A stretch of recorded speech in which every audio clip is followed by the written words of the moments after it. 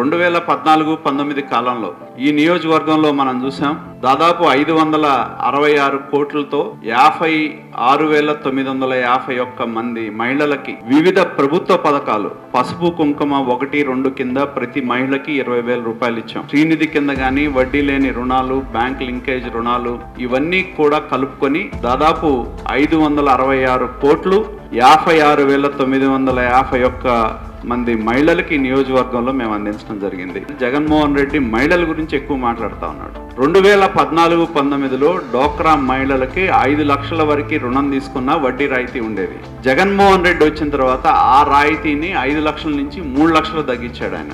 పావలా వడ్డీ అనేది ఈ ప్రభుత్వంలో కేవలం 3 లక్షల వరకే పరిమితమైంది. అలాగే తెలుగుదేశం ప్రభుత్వం ఉన్నప్పుడు 5 లక్షల వరకు కూడా డోక్రా గ్రూప్స్ రుణాలు తీసుకుంటే పావలా వడ్డీ రాయితీ అనేది కల్పించడం జరిగింది.